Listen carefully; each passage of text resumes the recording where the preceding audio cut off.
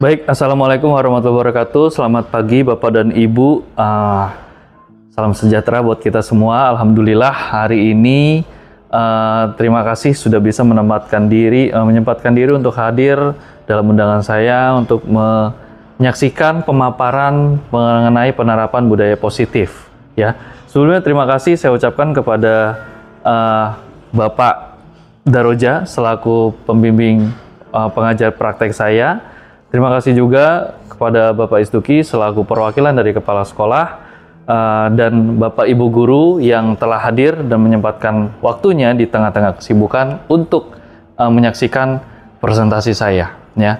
Presentasi ini merupakan salah satu tugas dari modul 1.4 yang saat ini sedang saya pelajari, di mana salah satu syarat untuk melakukan aksi nyata yaitu melakukan diseminasi tentang penerapan budaya positif yang telah saya pelajari sekitar 2 minggu belakang ini. Baik Bapak Ibu, saya akan langsung masuk ke slide berikutnya.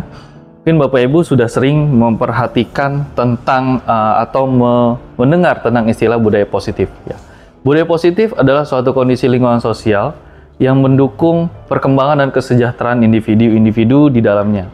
Dalam konteks yang lebih umum, budaya positif mencakup serangkaian nilai, norma, kebiasaan, dan praktik yang mendorong interaksi yang sehat, konstruktif, dan produktif.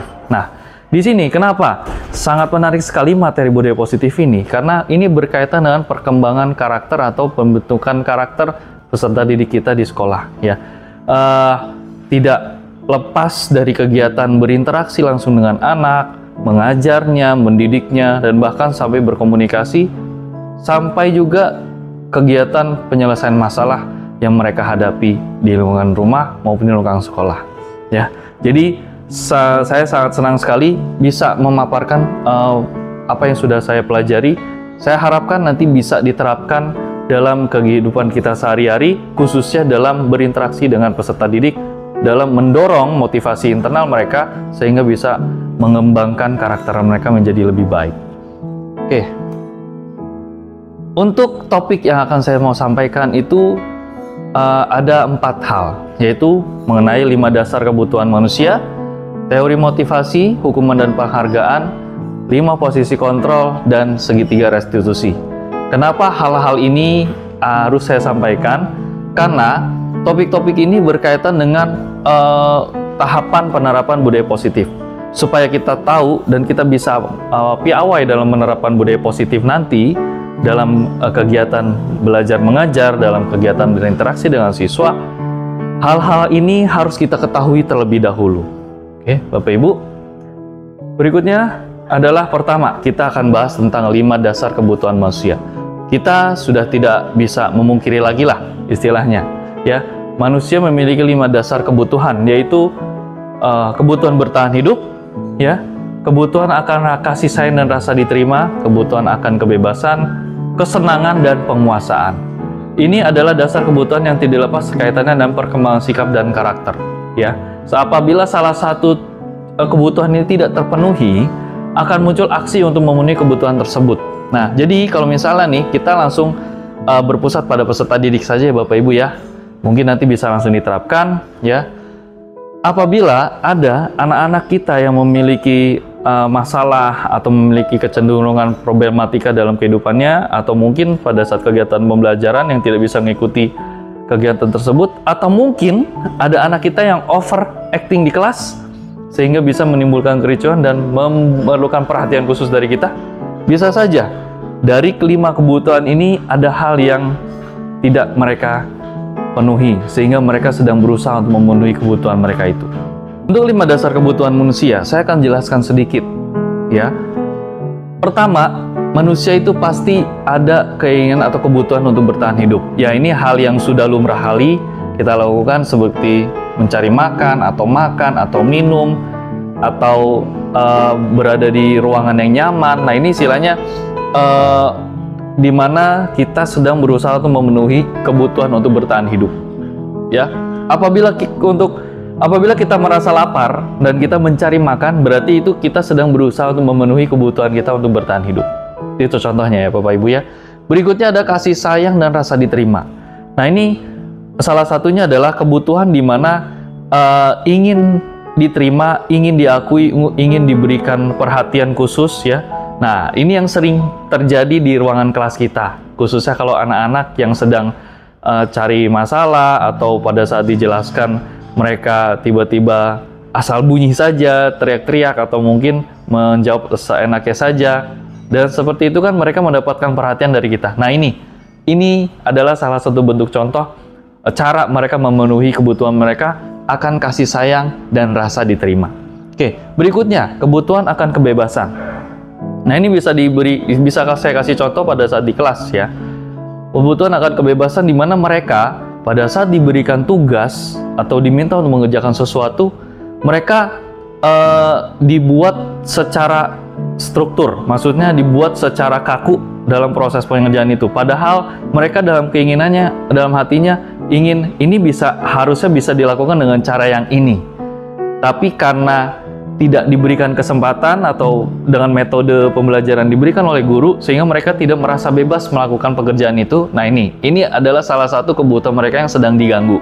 Nah, kadang makanya biasanya kita suka tiba-tiba kalau kita melengos sedikit atau kita tinggalkan sedikit, ada saja anak yang istilahnya izin keluar kamar mandi atau gimana. Nah, itu salah satu bentuk cara mereka untuk memenuhi hasrat atau kebutuhan kebebasan mereka. Oke, kesenangan. Nah, ini sering banget lah kita lihat contohnya apabila kita lihat pada kegiatan proses pembelajaran, ada anak di mana saat itu asik dengan gadget mereka sendiri, main game atau mungkin ngobrol dengan temannya. Nah, itu adalah bentuk mereka sedang memenuhi kebutuhan kesenangan mereka. Tapi kita sebagai seorang guru tidak bisa seperti itu. Kita harus berusaha mengingatkan mereka bahwa mereka bisa memenuhi kebutuhan mereka itu atau ingin melakukan hal yang mereka senangi nanti setelah kegiatan pembelajaran, di mana hal itu merupakan kewajiban mereka untuk memenuhi kebutuhan pendidikan mereka ya. Jadi nanti kalau untuk mau main game, ngobrol itu bisa diselesaikan nanti pada saat istirahat. Nah, itu salah satu bentuk kebutuhan kesenangan yang sedang mereka lakukan atau sedang mereka cari ya. Lalu yang terakhir ada kebutuhan akan kepenguasaan. Untuk level-level anak SMK ini, kebutuhan akan penguasaan ini masih bias sekali. Nah, contohnya kita bisa ambil dari salah satu atau beberapa anak yang diberikan kepercayaan oleh guru ya, sebagai ketua kelas atau sebagai seorang leader. Nah, kalau udah ditunjuk seperti itu, mereka merasa ada sesuatu yang mereka pegang. Itu istilahnya mereka memiliki kontrol akan suatu perintah atas dasar arahan dari guru atau atas dasar dari arahan. Nah, ini arahan dari atas. Nah, ini yang disebut mereka secara tidak langsung kebutuhan akan penguasaannya itu terpenuhi. Tapi ada saja anak yang istilahnya ingin memiliki kebutuhan akan penguasaan. Makanya kadang ada saja ya pada saat diarahkan oleh ketua kelas yang membantah, pada saat ada yang diarahkan oleh leadernya tidak mau atau malah justru mengarahkan teman-temannya untuk melakukan hal yang lain. Nah, itu di situ berarti ada anak itu atau anak tersebut sedang berusaha untuk mendapatkan kebutuhan akan penguasaannya. Tapi untuk anak-anak level SMK, hal ini masih belum dominan. Biasanya mereka masih berkutat dengan kebutuhan akan bertahan hidup, kasih sayang, dan rasa terima, kebebasan, serta kesenangan. Oke, gitu. Baik, berikutnya adalah motivasi, hukuman, dan penghargaan. Nah, hal-hal seperti ini adalah hal-hal yang biasa kita lakukan apabila kita sedang berinteraksi dengan siswa atau berinteraksi dengan murid pada saat kegiatan pembelajaran. Memberikan motivasi sudah merupakan hal yang biasa. Memberikan hukuman dan penghargaan ini merupakan suatu bentuk aksi di mana kita memberikan apresiasi atau memberikan suatu efek jerah kepada peserta didik. Tapi Bapak Ibu, kita harus pahami pemberian hukuman dan penghargaan itu untuk saat ini sudah tidak begitu efektif ya. Yang kita harapkan itu adalah kita bisa memberikan motivasi ya kepada peserta didik ya. Dimana apabila mereka melakukan suatu khususnya untuk anak-anak yang memiliki kekurangan atau memiliki hal yang harus mereka perbaiki, khususnya karakter mereka, kita harus memberikan penguatan pada motivasi ya.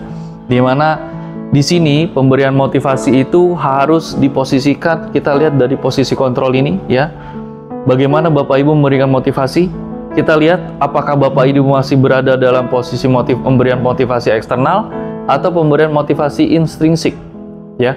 Dimana di sini Bapak Ibu sebagai seorang penghukum, pembuat merasa bersalah, sebagai teman atau pemantau, ya, itu untuk pemberian motivasi eksternal.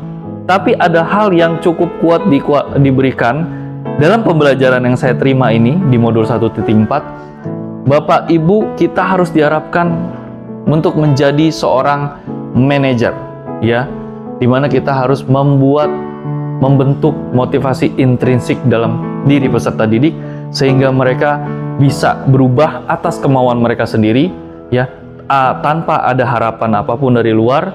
Dan biasanya hal ini masuk ke kontrol diri, di mana anak-anak bisa membentuk karakter sesuai dengan keinginan mereka untuk menjadi lebih baik, ya. Jadi di sini dalam pengolahan pembentukan motivasi intrinsik anak-anak, kita bisa menggunakan segitiga restitusi, ya. Di mana di sini pada saat kita berbincang dengan anak secara khusus, kita bisa mengarahkan anak-anak untuk memahami apa yang mereka lakukan, ya, apa yang akan mereka yakini di kehidupan mereka nantinya, dan apa yang mereka yakini khususnya hal-hal positif, ya, itu bisa menjadikan acuan buat diri mereka, mendorong diri, motivasi diri mereka untuk menjadi orang yang lebih baik. Nah, ini adalah fungsi dari segitiga restitusi.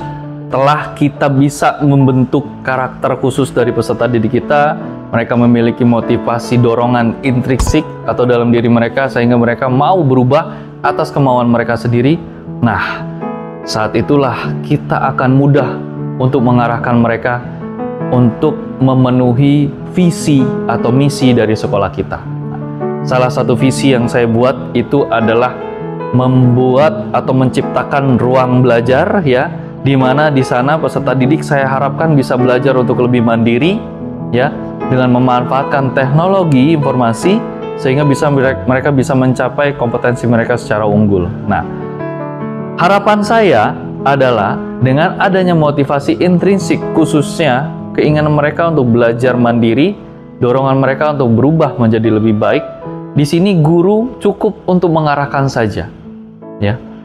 Dan harapan saya sebagai calon guru penggerak ini bisa terkoneksivitas dengan adanya aksi nyata dalam pembentukan visi guru penggerak yang saya buat tadi, ya. Jadi saya harapkan dengan adanya motivasi intrinsik dari anak-anak, kita akan mudah untuk menciptakan ruang atau pusat pembelajaran, sekolah sebagai pusat pembelajaran yang efektif, ya, dan bisa menghasilkan generasi-generasi selanjutnya yang lebih unggul dan bisa diserap di dunia industri, ya, dan mungkin mereka bisa berwirausaha di kemudian harinya serta bisa berguna bagi bangsa dan negara. Seperti itu, Bapak Ibu, ya. Jadi tadinya tuh saya berpikir, saya punya visi, saya pengen punya suatu komunitas belajar. Saya pengen punya suatu ruang pembelajaran di mana anak-anak kita ini bisa belajar mandiri. Mungkin kalau Bapak Ibu pernah sering dengar Pak Kepala Sekolah kita ngomong gini, Bapak Ibu kalau lagi ada kegiatan tinggalin kelas, tapi berikan anak-anak pembelajaran yang mengikat. Tahu nggak maksudnya Bapak Ibu, pembelajaran mengikat itu apa? Belajar ikat. Pembelajaran yang mengikat, coba ada yang bisa jawab? Pembelajaran mengikat, Bu Nunu, ini guru matematika nih, ya kan? Nah, gimana? Pembelajaran mengikat menurut Bu Nunu sebagai guru Misalkan matematika? suruh bikin perkali-kalian dari 1 sampai 1000 gitu, jadi kan dia nggak bergerak tuh. Diem aja gitu. Apakah seperti itu? Berikan tugas yang butuh anak untuk waktu yang Panjang. gitu, bukan hanya misalkan ada soal kayak matematika 2 pertanyaan atau 3 pertanyaan seperti itu, mungkin bisa pertanyaannya yang lebih bisa dikerjakan oleh waktu yang panjang gitu loh Pak. Maksudnya nggak hanya bikin anak ngerti ada soal dijawab di kertas sudah dikumpulkan, hanya itu, mungkin anak suruh mengekspor apa gitu, jadi kan butuh waktu yang tidak sedikit yang lama. Karena kalau kita bikin acara kadang misalnya cuma 2 jam ternyata bisa 4 jam. Iya. Itu nggak mungkin. Iya, itu nggak apa-apa Bu. Itu kan menurut Ibu tidak ada yang salah dengan pendapat Bu, ya. Atau mungkin dari Pak Edi. Nah, Pak Edi, menurut Pak Edi pembelajaran mengikat itu seperti apa, Pak? Ayo Pak, boleh Pak? Ya, guru. Silakan Pak Edi. Pak Edi guru Silat. guru apa nih? Guru silat. PKN. PKN. Nah, guru PKN lagi nih. Ayo. Menurut saya tidak jauh berbeda sebenarnya. Tadi Iya. bahasanya Pak Ibra tadi Mengikat. Enggak. mengikat dalam artian anak tetap belajar, namun mereka diusahakan untuk belajar mandiri itu apa yang menjadi tugasnya siswa kan belajar, tapi dengan arahan dari guru, arahan dari jarak jauh, nggak harus dikontrol. Iya, iya. Jadi bahasa lainnya mungkin ada tugas yang terstruktur gitu. Jadi anak nggak bisa mengeksplor terlalu jauh, tapi ada rambu-rambunya mengikuti instruksi yang diberikan dari gurunya. Baik. Masalah waktu itu mungkin saya tidak terlalu ngitung waktunya, tapi yang jelas terstruktur, ada rambu-rambunya. Baik. Terima kasih. Makasih Pak Edi jawabannya. Oke. Jadi jelas mewakili jawaban Bu Nunu dan Pak Edi ya. Karena itulah ya, mungkin kalau formula seperti apa, kalau Pak Edi bilang tadi struktur, terstruktur. Nah, tapi kan kita belum tahu konsep terstruktur itu atau metode atau medianya seperti apa sih menciptakan sebuah ruang belajar supaya anak-anak tuh belajar jadi apa istilahnya mengikat supaya nggak harus ditongkrongin tapi mereka tetap berproses gitu. Nah, disinilah akhirnya saya muncul suatu gagasan ya, dimana gagasan itu kalau dari atap ya Pak, Ya. kita mundur lagi dari atap nih, aset. Kita lihat dari aset SMK 27 itu sudah banyak asetnya ya, mau sebentuknya fisik atau mau bentuknya guru-guru yang sudah berpengalaman. Ini kan kita aset nih ya, kita udah punya, tinggal bagaimana kita mengelolanya nih ya, kita udah punya aset. Lalu tantangan, nah keresahan yang perlu dilampaui demi mewujudkan harapan. Nah ini kalau contohnya anak-anak ya, kita bicara gampang aja deh, mainan handphone, gadget, nggak fokus. Bukan berarti kita melarang mereka, karena mereka sudah hidup dengan itu ya, tapi kita memelintirnya, memanfaatkan kesukaan mereka menjadi sebuah keunggulan dalam belajar. Nah, di situ mungkin bisa dimasukin tuh idenya Pak Edi, terstruktur. Seperti apa? Terintegrasi dengan teknologi yang mereka pegang. Jadi mereka tetap pegang handphone, tapi di situ mereka juga bisa berproses atau belajar. Nah, berikutnya adalah yang aksi. Nah, di sini tadi Pak Edi bilang, oke, tapi bukan berarti kita tinggalin, kita nggak kasih apa-apa. Kita harus tetap kasih instruksi. Instruksinya seperti apa? Ya bisa arahan dari awal, atau selama proses mereka berinteraksi dengan gadgetnya itu ada di situ. Ada, kalau Pak Adi bilang ada AI, ya, ada AI yang bantu ngarahin gitu ya. Nah di situ kan AI juga kan tinggal kita olah aja. Ya bagaimana kecakapan nanti, kecakapan digital atau kecakapan literasi kita manfaatkan untuk memanipulasi itu sehingga anak-anak bisa fokus, sehingga pembelajaran terikat tetap terjadi.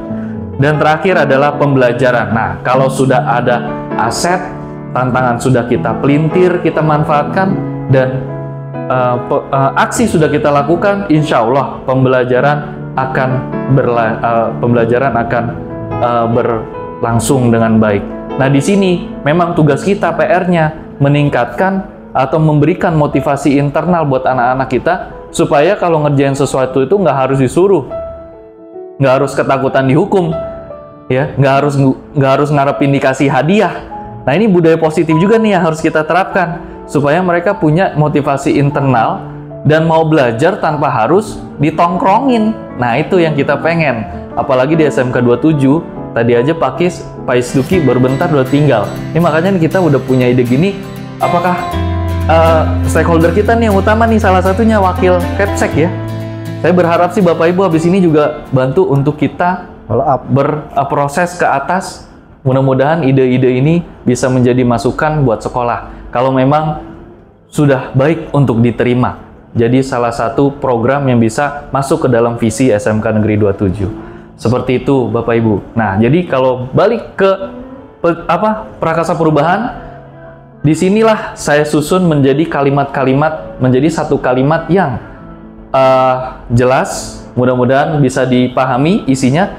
Apakah mudah dimengerti maksudnya?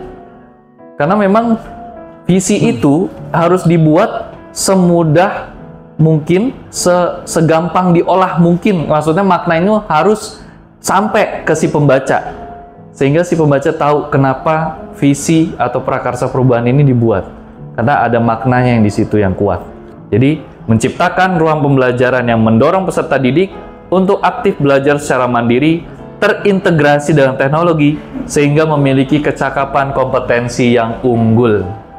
Baik Bapak Ibu, sekian pemaparan atau desiminasi saya tentang penerapan budaya positif berdasarkan apa yang saya sudah terima pembelajaran di modul 1.4 di program pendidikan guru penggerak angkatan 10. Semoga apa yang telah saya sampaikan bisa diterima dengan baik, bisa dicerna dengan baik, dan bisa bermanfaat untuk kehidupan Bapak, khusus Ibu, dan juga khususnya diri saya untuk menjadi orang yang lebih baik ke depannya sebagai seorang pendidik yang profesional. Salah akhir kata, terima kasih atas perhatiannya. Assalamualaikum warahmatullahi wabarakatuh. Salam guru penggerak.